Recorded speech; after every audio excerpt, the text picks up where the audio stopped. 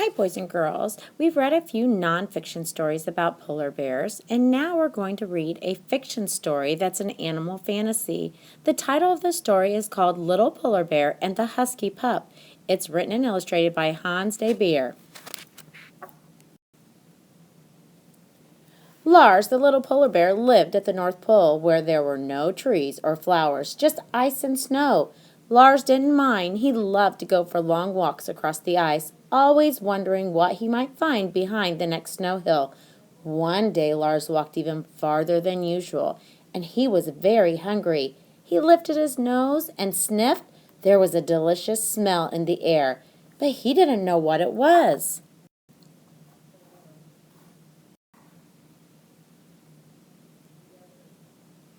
The delicious smell came from an igloo. That meant there were people. Lars's father had warned him to stay away from people. They're dangerous, he always said.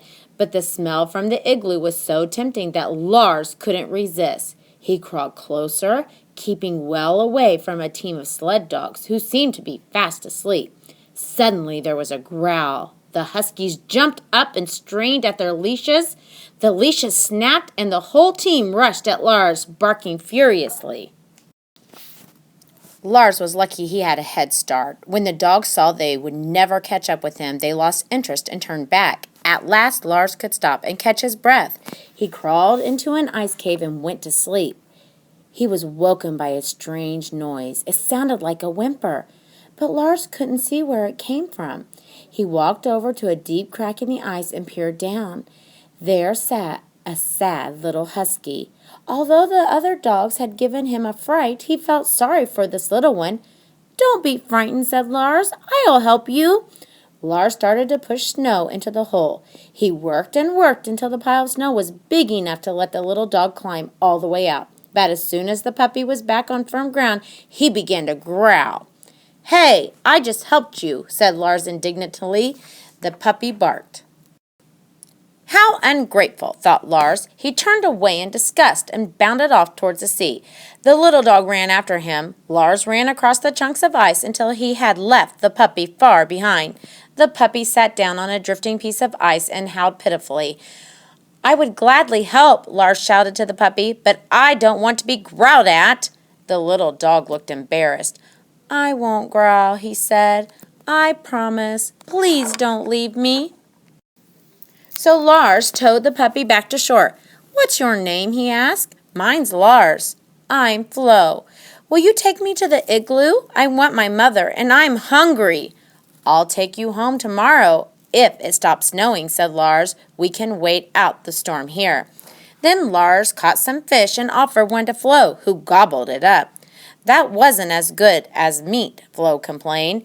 "You'll have meat again soon," said Lars. He shoveled snow into a pile, and they lay down to sleep behind it, sheltered from the icy wind.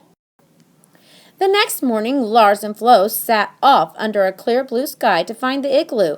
But when they got there, the dogs had gone, and snow had covered their tracks.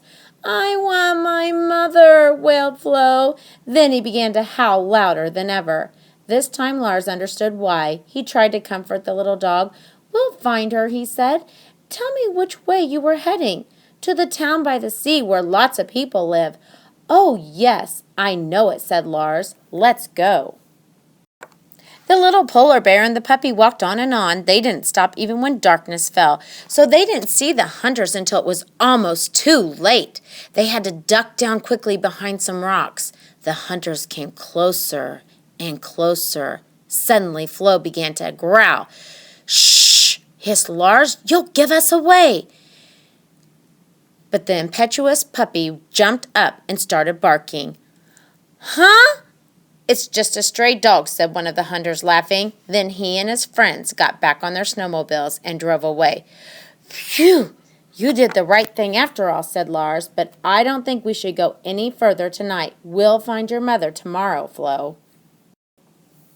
In the morning they walked to the sea. A pair of seals was basking on the shore. Flo charged at them, barking excitedly. "Stop, Flo! Leave them alone!" shouted Lars as the seals fled into the water.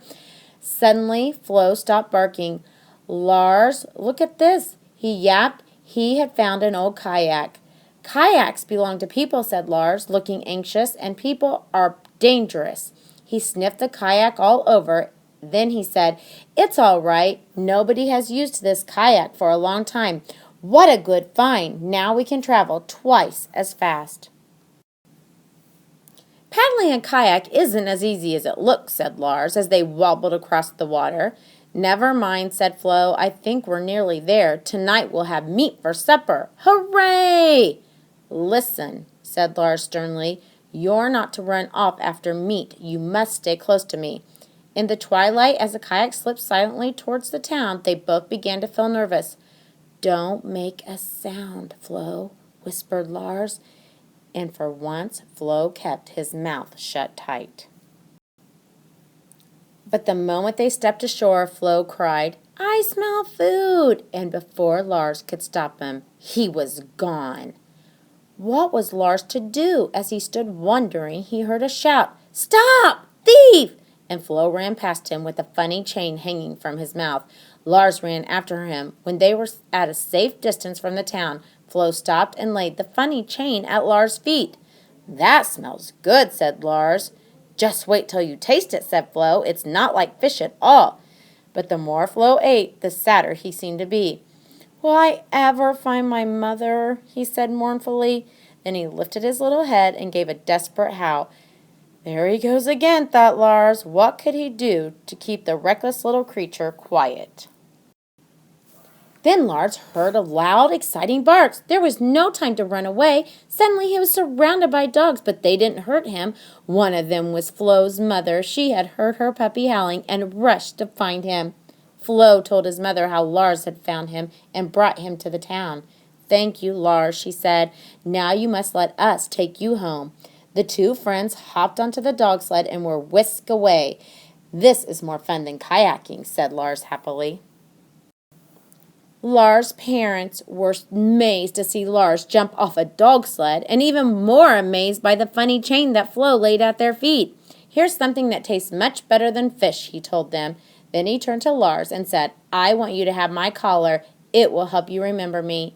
The dog team barked a farewell and sped away. As Flo's sled disappeared over the horizon, Lars put down the collar, raised his head, and howled. How strange it sounded, and how sad, thought his parents. After that, Lars was often seen with a smile on his face and a bright red collar around his neck. Now, boys and girls, you're going to look for the story element sheet on the back of your Polar Bear Bingo. What I want you to do is draw a picture or write the setting of the story. Who were the main characters in this story? What is something that happened at the beginning, middle, and end? How did the story end? Remember, beginning, middle, and end, that's the plot of the story.